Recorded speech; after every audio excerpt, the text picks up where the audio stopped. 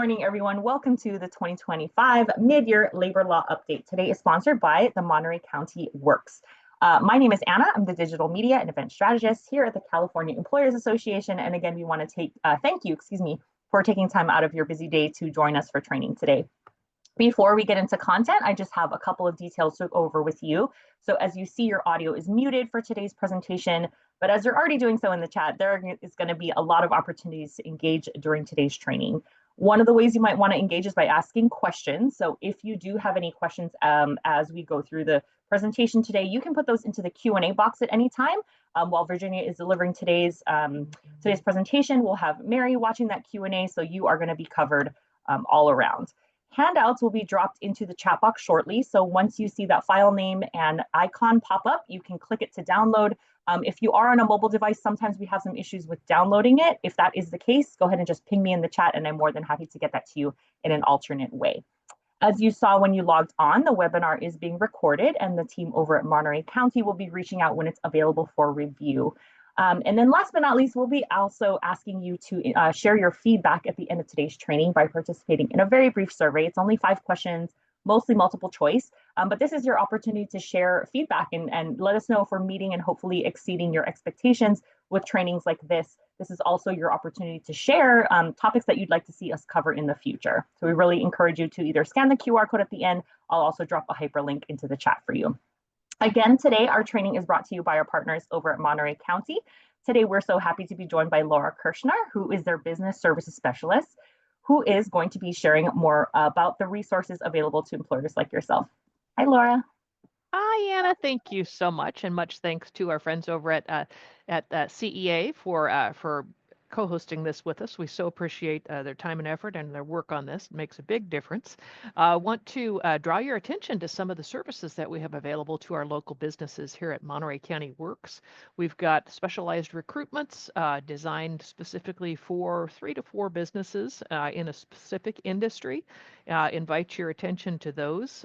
We also have training and incentivized training opportunities, both incumbent worker training as well as on-the-job training. Where we can pay 50% of an individual's wage for somebody who you're going to train who's never done the work before. That's called on-the-job training. Or we can help you upscale an individual through incumbent worker training as long as they've been on the job for at least 6 months. So that's an opportunity for you to look at some of the things on our website, MontereyCountyWorks.com. We've got the Human Resources Hotline, which is always of use to local businesses. Encourage you to use that. It is a free charge that we make available through Monterey County Works. All things HR related, all questions you can ask. Encourage you to take advantage of that service. We've got rapid response for individual businesses who might be downscaling, going the other way and needing some assistance with workforce development services for impacted employees. We've also got some new things I don't think are listed there, and they're called Workforce Minutes. That's a video that we're making available to local businesses to tell us about your business. Can't be a commercial, but it can be a little bit about your business, as well as some hiring videos. When you're upscaling and hiring, we can make those available to you. All of our services are provided at no cost to you. They are paid for by your tax dollars. So take advantage of us, MontereyCountyWorks.com. We are doing a job fair today, which I'll be skedaddling off to just a little bit later here from 1 to 4 p.m. Invite businesses, locals to come on down. If you haven't had a chance to register, that's okay. We've got plenty of room for you. Contact us, MontereyCountyWorks.com, or locally 831-796-3341, 831-796-3341, or shoot me an email. Happy to chat with you. Thank you so much, and thanks again to CEA for co-hosting with us today. Forgot how to unmute there, excuse me. All right, Laura, thank you to you and your team for everything that you do for employers in your area. So now I'd love to introduce our trainers today. We have Virginia Young, our HR Compliance Director, who's going to be leading our presentation. And then we have Mary Bradford, our Senior HR Director, who is going to be managing that Q&A. So you are in great hands, and I'm going to give it over to Virginia. Thanks, Anna, and thanks everyone for joining us this morning. And thank you also Monterey Works for sponsoring this webinar, which we hope is really informative for you as you navigate 2025. Just a little bit about us. We are California Employers Association. We are the voice of the hotline that Laura mentioned. Our HR directors provide employers and our members with HR solutions, trainings, advice, professional development services. If you are able to call our hotline and talk to our HR directors. We're the voice behind the hotline, as I mentioned. And if you are a CEA member, you also have access to our multitude of online resources as well as trainings and consulting, including on-site assistance if needed. So we look forward to talking to you on the hotline. And we have a fair amount to cover today. So I will, I do need to mention before I go into what we're going to cover today that we are not a law firm. This presentation is educational in nature and should not be relied on as legal advice. If you have issues of legal significance to you or your company, you should contact your own private attorney. So with that, let's jump into our agenda. We're going to start with what's been going on at the federal level, some executive orders and their employer impacts in California. Then we're going to cover some state updates in the wage and hour area, including some new cases, as well as some new regulations from the California Civil Rights Department that you should be aware of. Finally, we do have some summer reminders for you that we'll go over, mostly regarding safety obligations of employers that you want to make sure are on your calendar. So let's start with federal developments, which have topped the news lately since January, with increased emphasis on immigration enforcement issues, as well as a multitude of executive orders and their related implications for DEI, diversity, equity, and inclusion programs. So we'll talk about those as well as unique California requirements in these areas. So let's get things started with talking about immigration enforcement issues and specifically the Form I-9. Federal law requires employers, as you likely know, to verify the identity and authorization to work of all newly hired employees.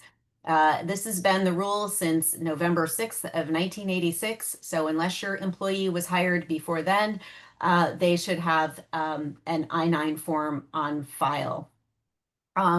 This form is an important safeguard for employers because they can face severe legal penalties if they knowingly hire people who are not authorized to work in the U.S.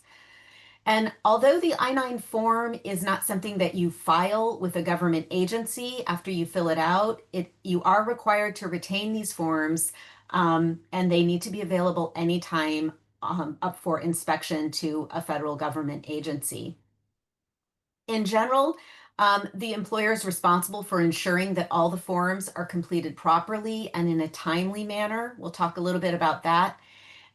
There is an excellent handbook for employers published by the USCIS and available on their website that you should consult. It really answers a lot of questions about the Form I-9. And if you have additional questions, of course, you can give us a call at the hotline.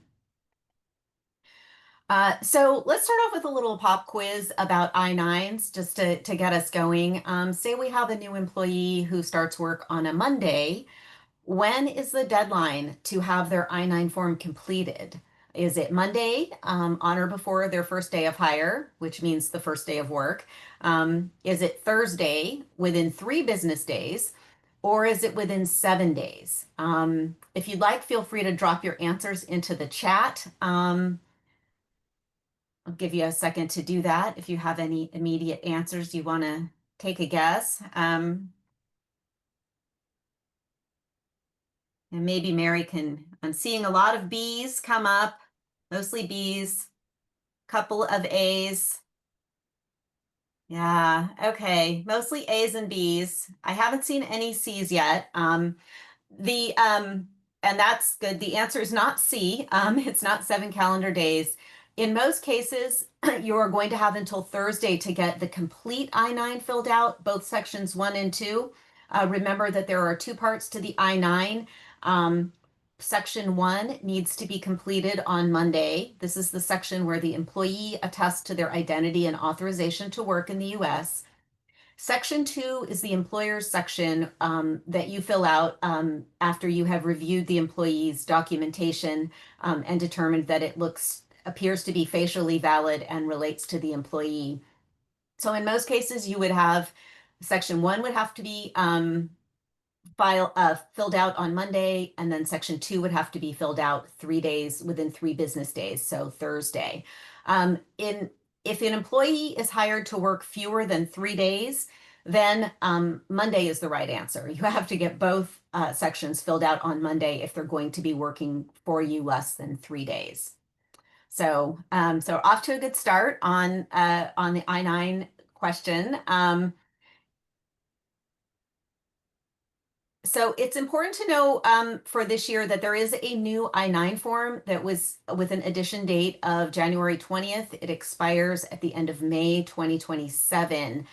These the changes to this I-9 form are relatively minor. The last major change to the I-9 form was back in 2023. And at that time, the changes you see on your screen were made. That was when the I-9 form was reduced to a single-sided sheet for sections 1 and 2. The preparer, translator certifications, and re-verification and rehire provisions were put into separate supplements. So that was the last major change. This current one makes some minor changes, generally to reflect some of the policies of the current administration. For example, the phrase "a non-citizen authorized to work" has been changed to read "an alien authorized to work."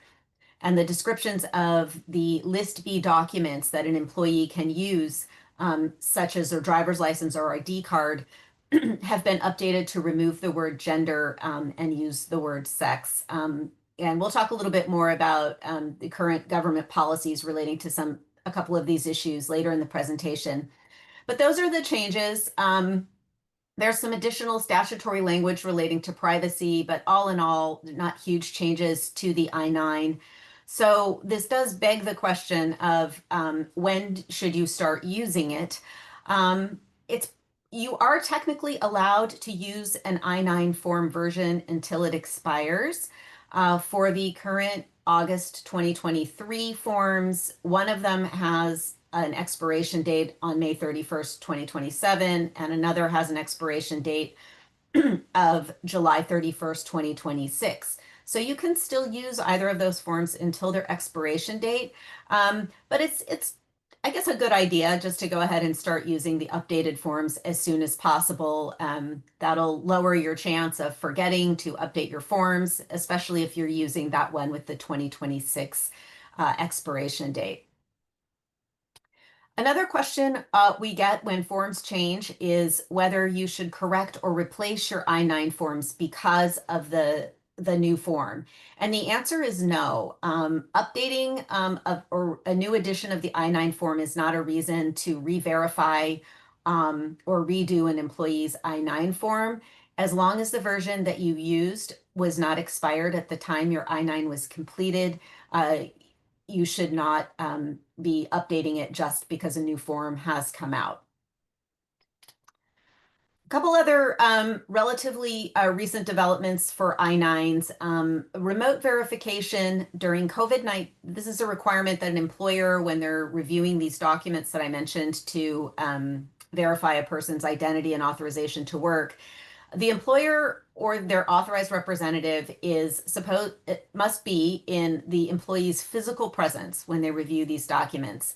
And that was relaxed during COVID for obvious reasons, but those provisions have ended, and we are back to the rule that the person reviewing the Section 2 documents does need to be in the physical presence of the employee. The one exception to this is employers who participate in E-Verify in good standing. So E-Verify is a program that you have to enroll in with USCIS.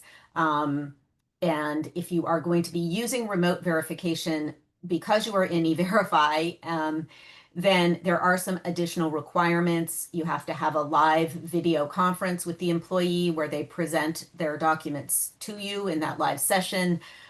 You have to have received copies of them in advance. You do have to retain copies of their documents in this case, and there is a special block that you check on the form that you have used the alternative remote verification service. Again, only if you're an E-Verify employer registered with E-Verify and complying with the other requirements of that program. Otherwise, you or your authorized representative has to be in the presence of the employee. So how do you do this? It generally only a licensed attorney, a registered or bonded immigration consultant, or a person who's otherwise authorized by federal law to review immigration documents would be allowed to complete this part of the I-9 for you.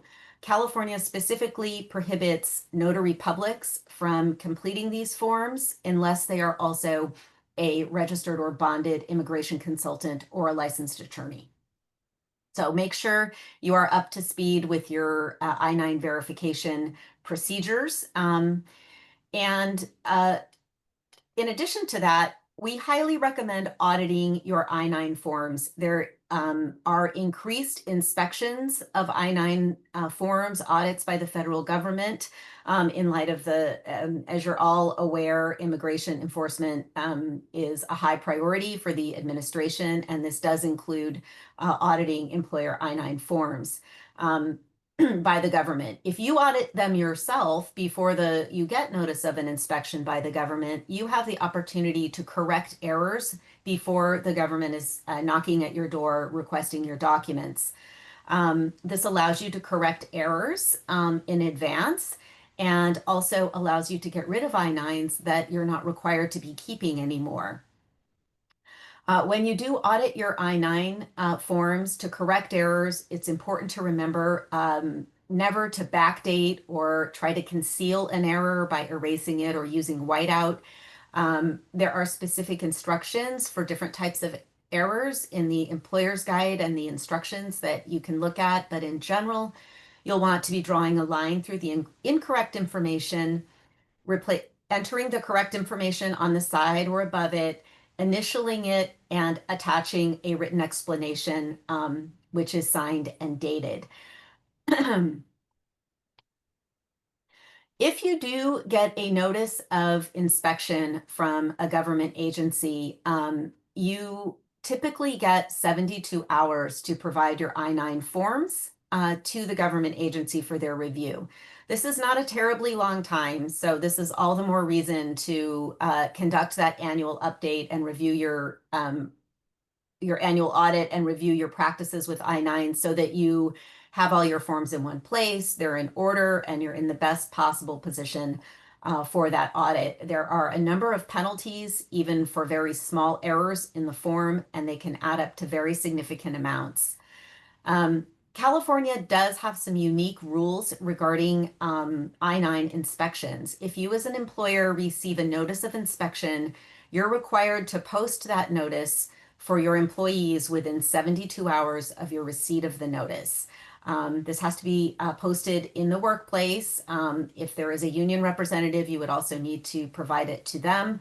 The Labor Commissioner has a template notice for this purpose that is available on their website. As you proceed through the audit, if the government determines that any employees may not be authorized to work or that may have deficiencies with their documentation, you're also required to provide that employee notice of the government's findings along with a copy of the government's findings. And that has to be done also within 72 hours of when you receive the government's findings. So these are important California-specific provisions that apply to provide your employees information, provides protections to the employees by allowing them notice of what's going on. ICE may arrive at your door. There's another issue that comes up for employers. And important points to keep in mind, this is always disconcerting to employers. They do have access to public areas. They don't need a warrant to be in a public area of your workplace, but you may refuse their access to non-public areas of your workplace unless they have a valid warrant. So keep those in mind when you are considering how to respond when ICE arrives at your door. And also remember that in that event, your workers do have a right to remain silent and can't be required to speak to the government officials. So to sum up, I-9s are of increasing importance. They're always important. There's more attention being paid to them now. Make sure your process is compliant, that your I-9s are being completed properly and in a timely way. Again, we recommend the annual audit to correct mistakes and keep you ready. And be prepared also for California's unique notice requirements. We do have a self-audit toolkit available for CEA members, and CEA can provide services to assist you with auditing your business. So another major issue that is getting a lot of attention from the federal side today is DEI, diversity, equity, and inclusion. And just a very brief background, diversity programs first appeared in the 80s and 90s in this country and businesses as a strategy to increase US global competition. It developed over the years into the DEI programs that we have today. There was a particular increase in corporate DEI programs in late 2020. Reports have indicated that corporate DEI programs increased 123% following that. But years later, we're seeing a bit of a cultural shift away from corporate DEI programs. Many corporations have pulled back a bit from DEI. Some have experienced customer boycotts as a result. Some large companies have received pulled back on their DEI and then had customers complain vehemently about it. And at the beginning of January, some of the many executive orders that were issued when the new administration came in arguably have had an increased impact on the cultural shift relating to DEI. So let's talk a little bit about those executive orders because they did get a lot of attention and employers do still have a lot of questions about their effect on their DEI programs. There are two executive orders that, of the many that we are going to cover because they're the key ones for employees to consider in this area. The first one is Executive Order 14173, and that is titled Ending Illegal Discrimination and Restoring Merit-Based Opportunity. This order was issued by the president in January, shortly after he took office. In general, the executive order takes the position that DEI programs can create discriminatory preferences that violate civil rights laws like Title VII. The executive order asks the Attorney General to provide recommendations for combating these programs that they call illegal DEI, and further asked the Attorney General to identify some high-profile targets, essentially, for civil compliance investigations relating to DEI programs that may violate civil rights laws. Additionally, this particular executive order revoked affirmative action requirements that have applied to federal contractors and subcontractors since the 1960s. And specifically, it revoked the affirmative action requirements relating to women and minorities. There are other affirmative action requirements relating to veterans and individuals with disabilities that remain applicable to certain federal contractors and subcontractors. But the affirmative action requirements for women and minorities, those are no longer. They were put into place by executive order in the 1960s, and now they have been taken out of off the books by another executive order issued in January. Additionally, the EEOC has issued guidance on DEI-related discrimination that is available on its website. And employers often ask, so what does this mean? Does this executive order make DEI illegal? Can I have a DEI program? And the thing to, I think, keep in mind is that the executive order does not change discrimination laws. Regardless of whether the adverse employment decision affects a minority group or a non-minority group, if it's an employment decision that is based on a protected characteristic such as race or gender, that can violate discrimination laws, and that has always been the case. As a practical matter, though, employers with DEI programs may find themselves under increased scrutiny and enforcement, particularly very large corporations. This could explain, the executive order could explain part of the current pullback from DEI from some companies, by some companies. So if you do have DEI programs are fine. It is not unlawful to maintain a DEI program or a diverse and inclusive workplace. Employers just need to ensure that their employment decisions are based on merit and qualifications and do not give preferential treatment based on a protected class.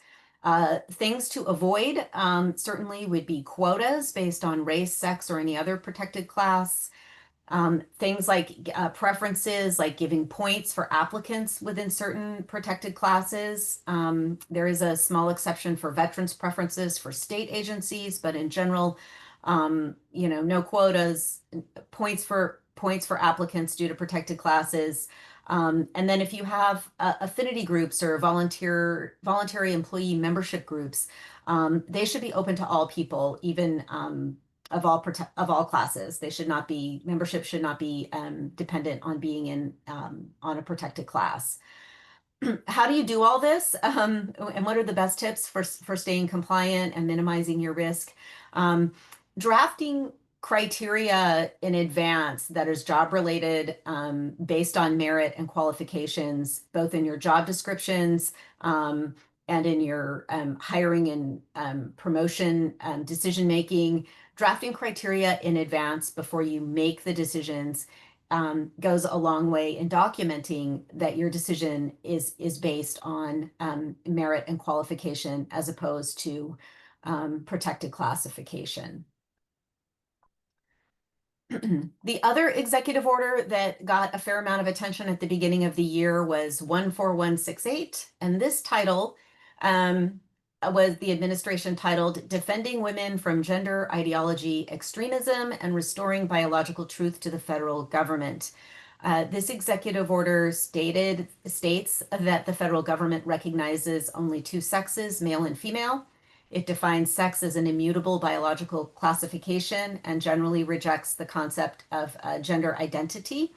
And lastly, even though the U.S. Supreme Court has included sexual orientation and gender identity within Title VII's protections against sex discrimination, the executive order states that case should not be interpreted to require gender identity-based access to single-sex spaces. So, does this sound like the law in California? No. In California, gender identity and gender expression are expressly protected under the Fair Employment and Housing Act. FEHA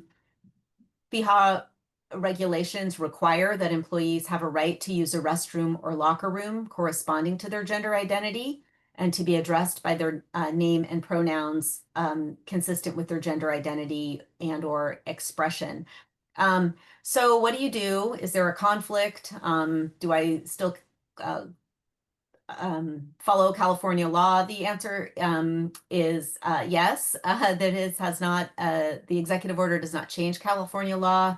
I think employers should wait and keep an eye on how the EEOC reacts to this executive order. And if they have questions, they should certainly consult their counsel. But the executive order does not change what the law is. But it is something employers should keep their eye on as this area develops. So just a summary of DEI updates.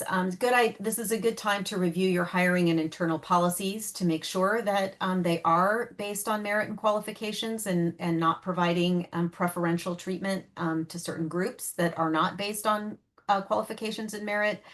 Again, I mentioned the objective job-related criteria for openings and training your managers and recruiters on those criteria. Keeping job descriptions for all your positions, and as I just mentioned, continue monitoring federal developments. All of these executive orders, or both of them that we mentioned at least, are subject to challenge in court, and there's currently, as of this moment, they're currently enforceable, but the litigation landscape can change, so it's important to keep monitoring the news. We certainly are, and you can subscribe to our blog because we are following it. Okay, let's move to California, talk a little bit about California. We have some wage and hour updates, specifically some minimum wage increases in certain cities and counties, as well as some industry-specific wage increases that we want to talk about. We have some new cases from our courts, one relating to a meal break waiver case. And we do want to revisit the importance of wage and hour audits as they relate to California's Private Attorney General's Act. So minimum wages, just a reminder, the state minimum wage, $16.50 an hour for non-exempt, which translates into $68,640 in annual salary for a white-collar exempt employee. That's not changing this summer. We're good until January, at least, I think, for that. No upcoming changes yet. But over 40 localities in California have minimum wages. Many of them are higher than the state minimum wage, and several of them increase on July 1st. So if you have employees, you should be aware of the local requirements where your employees are actually performing their work. If they're working from home, you'll want to be using the minimum wage that applies where their home is. Even if that is not where your business is actually located. Also be aware of employees who perform work at client sites that may be in a locality with a higher minimum wage. So to follow the July 1 increase, you should check out, we have a fact sheet. We provide an expansive list of local minimum wages, including the July 1 increases. It's always a good idea to check the website of the local city or the county where your employee is working to check and see whether or not they have one as well. So local minimum wages, we talked about that. California does have some industry-specific minimum wages, and the first one is for the fast food industry. Those of you in that industry probably know that the $20 an hour minimum wage went into effect in April 2024 for your covered employers. That translated into because that is a state minimum wage, it translated into a higher exempt salary minimum, $83,200 a year. Just as a reminder, that fast food minimum wage law applies to limited services restaurants that are part of a chain and have over 60 locations nationally. We do not have any official notice that the fast food minimum wage is increasing. That wage is determined by the Fast Food Council, and they do have authority to raise the minimum wage on an annual basis. There have been reports that the unions are pushing for an increase to $20.70 an hour, and the Fast Food Council would need to address that in one of its meetings. There aren't any on calendar as of this morning when I checked, but if you are in this industry and you are interested in the developments, you may want to keep apprised of meetings of the Fast Food Council in case they take up this issue. They did not raise the issue at the beginning of 2025, so we can expect some movement in the future. We just don't have exact information on what they're going to do yet. So keep that in mind. If you are covered by the healthcare minimum wage, however, there will be some increases on July 1, 2025. A lot of healthcare covered minimum wage employers will experience increases on July 1. Specifically, hospitals and integrated health systems with 10,000 or more full-time employees will see an increase from $23 to $24 an hour. Because the healthcare minimum wage is a state minimum wage, their minimum wage also affects the minimum salary for exemption. In the case of the healthcare minimum wage, their exempt employees have to be paid on a salary basis at least 1.5 times the healthcare minimum wage or twice the California's regular state minimum wage, whichever is greater. So if you are a covered healthcare employer, or if you might be but aren't sure, I advise taking a look at the Labor Standards Enforcement, Labor Commissioner's Office FAQs on the healthcare minimum wage at this bit.ly link. They're very detailed.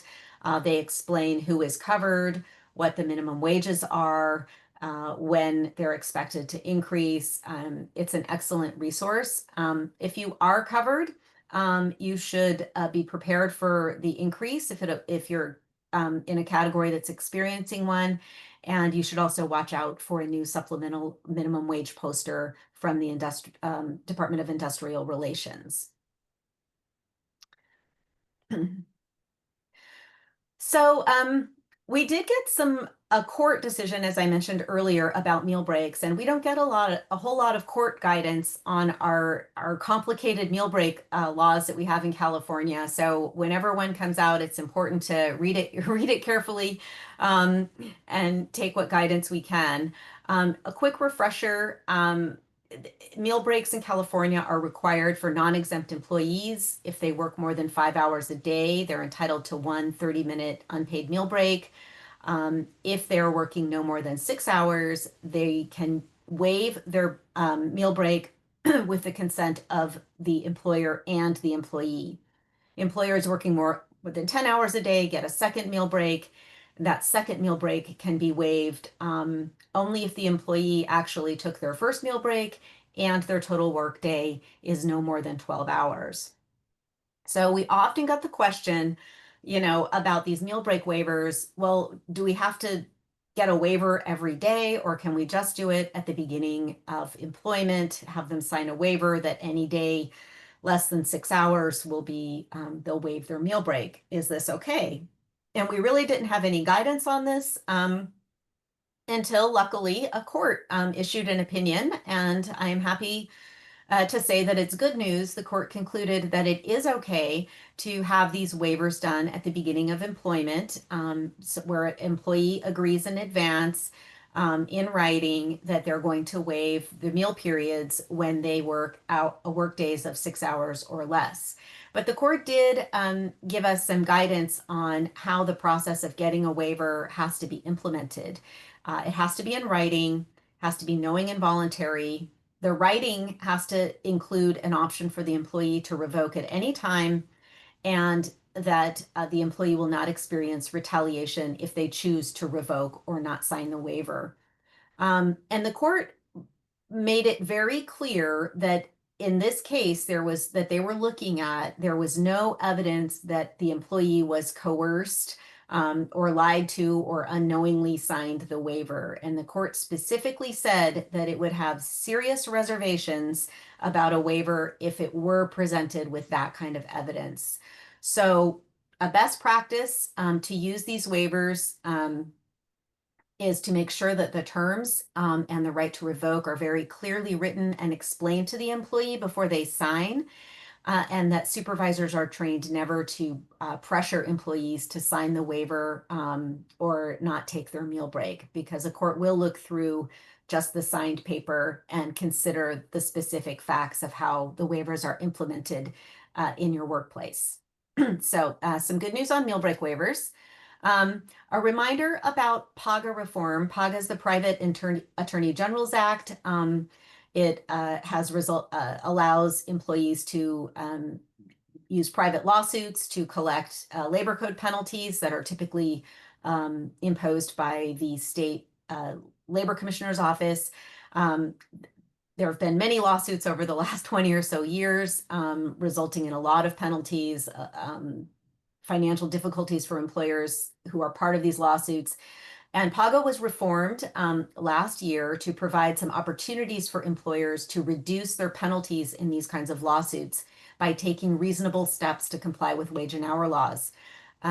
Reasonable steps include periodic payroll audits, taking action in response to the results of your audit, painful though it may be, having lawful written policies, training supervisors, and taking corrective action against supervisors who are not complying. So it's a great idea for all employers to take advantage of these opportunities to minimize their risk of large penalties in PAGA claims. It's important to remember that these reasonable steps are all continuing in nature. They're not a one and done thing. And if you took reasonable steps a year ago when these PAGA was reformed, it's something that you should make part of your regular process, regular payroll audits, regular training of supervisors, regularly monitoring your written policies. So something to keep in mind. If you've already received a PAGA notice, though, and are already off to the races with that, you should consult your legal counsel about how best to take reasonable steps. CEA does have a wage and hour audit package that can be helpful if you want to learn more about these reasonable steps and PAGA reform. Okay, so just a summary for wage and hour to-dos. Make sure you're aware of your minimum wage increases, adjusting your salaries, check your meal period waiver practices, and continue taking those reasonable steps to minimize PAGA penalties. We do have some developments relating to employee rights and protections in the first part of this year. We're going to talk about the artificial intelligence or artificial automated decision systems regulations from the Civil Rights Department, as well as a new case on reasonable accommodation under the Fair Employment and Housing Act. And then lastly, we'll talk about some poster and notice updates that you should look for over the summer. The Fair Employment and Housing Council has approved of regulations under the Fair Employment and Housing Act relating to the use of AI and automated decision-making systems in employment. We are still waiting for the Office of Administrative Law to finally approve these regulations, so we're not sure when they will go into effect, but it's good to be aware of them now because that could happen really anytime. The regulations were approved back in March. So the key highlights of these regulations are that the Fair Employment and Housing Act applies to employer decisions that are made using artificial intelligence or other automated decision-making systems.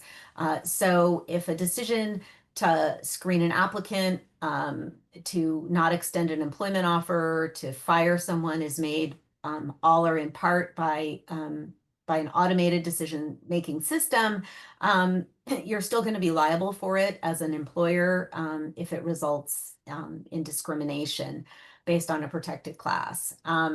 So just keep that in mind. Just like a human being, your automated decision-making systems can wind up imposing liability under the Fair Employment and Housing Act for discrimination. One important part, the regulations pull out the requirements relating to criminal history evaluation for specific treatment. And as you may remember, if you are planning to withdraw an offer of employment based on an applicant's criminal history, you have to engage in an individualized assessment to determine, what the conviction, how the conviction relates to the job, as well as other evidence that the employee may provide relating to mitigation or rehabilitation or challenging the conviction. And the regulations specifically say that AI alone is insufficient for this individualized assessment. So they're very clear that that particular assessment cannot be delegated to an automated decision-making system. So keep that in mind. Look for those new AI regulations. There is a record retention requirement for AI-related records in employment 4 years from the date of creation or the personnel action involved, whichever is later. We did have another court case that we wanted to mention. We often get questions from employers about employees asking for medical-related leaves. They keep getting multiple extensions of their requests. Perhaps the employee, they've exhausted their family medical leave, or maybe they weren't eligible for it in the first place. So we do have some guidance. We know that's a very tricky area. That there's not a bright line rule about how long you have to allow a leave to continue in these circumstances. There's still not a bright line rule about how long you have to let the leave continue, but we do get some guidance from this court that employers are not required to agree to indefinite requests for leave of absence, meaning requests that have no expected end date in sight. And in this case, what I think led to this favorable decision for the employer was the fact that the employer made extensive good faith efforts to continue the interactive process with the employee, granting repeated requests for unpaid leave, and upon receiving the request for indefinite leave, reaching out to the employee to explore other accommodations.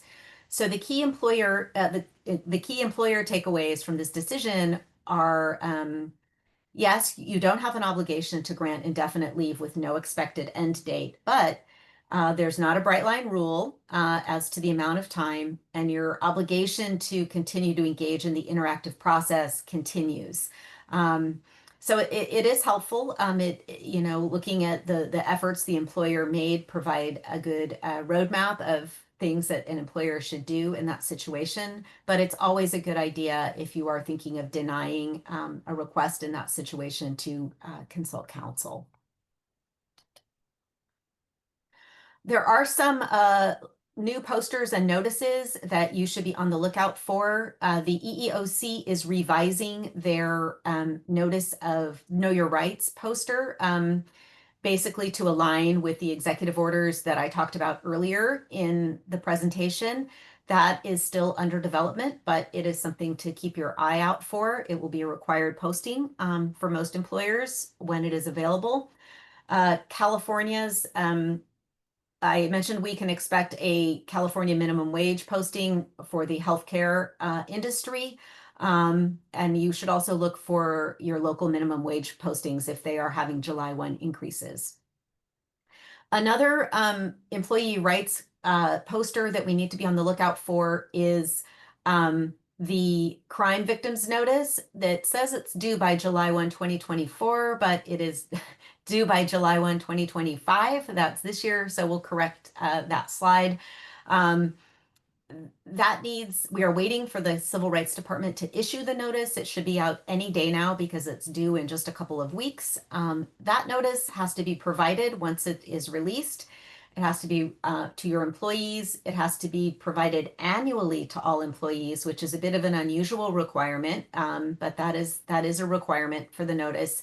You have to give it to new hires when an employee requests it, or any time off that may be related to crime victim leave benefits, or also when you learn that an employee or their family member is a crime victim. So the notice is likely to be provide all of the details you need to know about that. I think the important thing for the moment is to make sure you're on the lookout for that poster and be prepared to distribute it when it comes out. Just a summary, we talked about the AI processes. We do recommend an AI policy for staff. We do have a sample one for our members on our page. Again, you'll want to, with respect to the leave of absence issues, you will want to make sure your management is trained on how to deal with those accommodation requests that include unpaid leaves of absences, recurring extensions, and watch for your new posters, of course.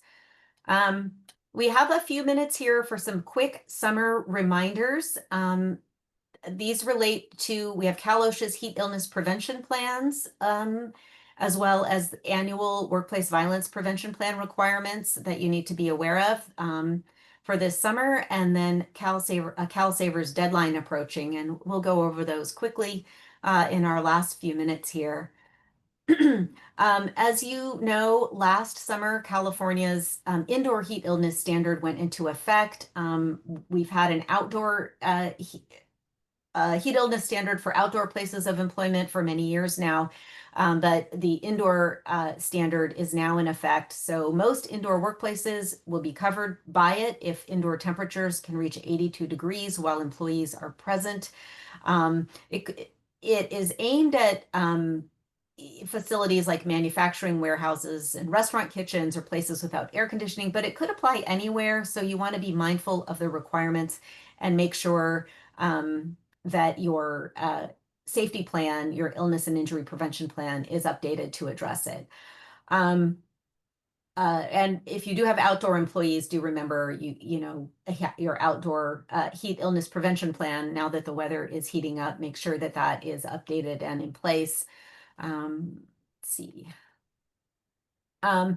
These are some essential requirements of your heat illness plans, and because we're nearing the end of our presentation, I won't go over them in detail, but generally water, cool down areas, and emergency response procedures are required, as well as acclimatization for employees when they are working in high heat.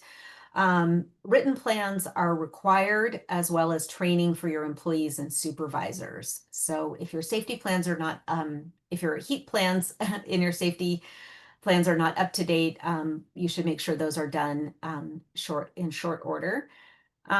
Workplace violence prevention is another safety plan with annual requirements. And so what should we put on our calendar for that?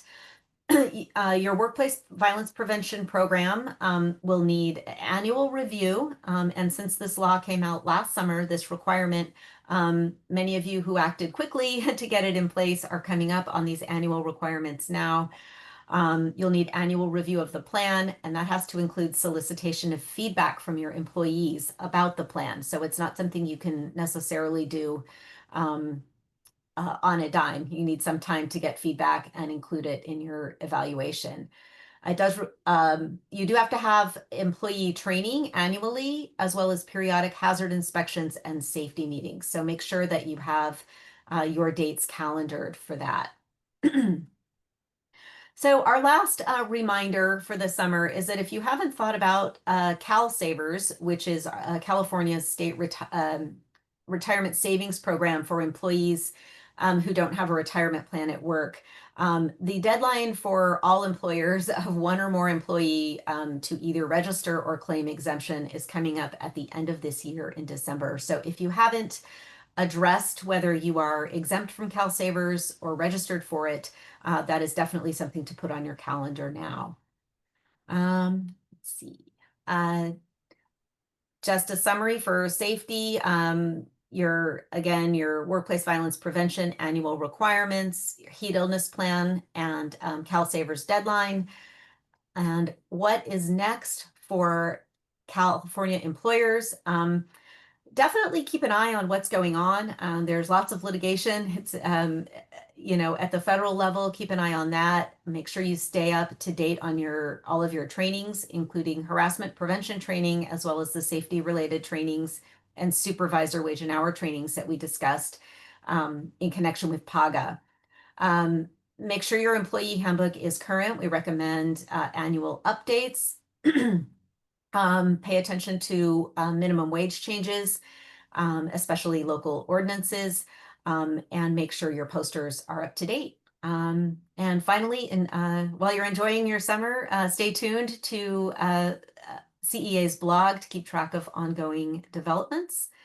That's all I have for today. I thank you for your attention. I hope the presentation was useful for you, that you know what's going on mid-year.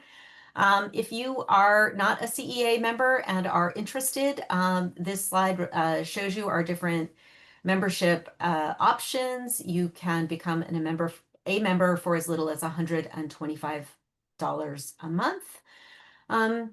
And finally, thank you again to Monterey County Works. We really appreciate you sponsoring this webinar. And with that, I will turn it back to Anna. All right, take a breath, Virginia. Good job. I don't think you stopped that entire hour. So again, thank you, Virginia, for sharing your time and expertise. Mary, thank you for supporting us in the chat and Q&A.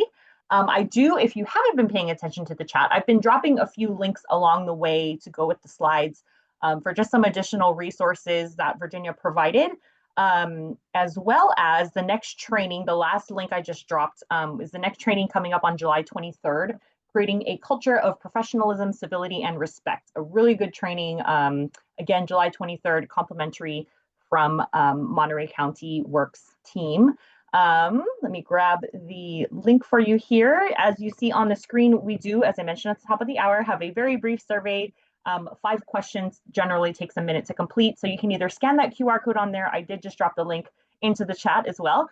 So if you can take a minute and share your feedback with us, we really appreciate it. This is how we continue to serve you employers. So I think that's it. How could I forget our codes?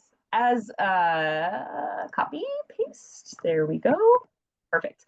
If you are joining us for continuing education credits today, your HRCI code is 708115, SHRM code 25-66QAM.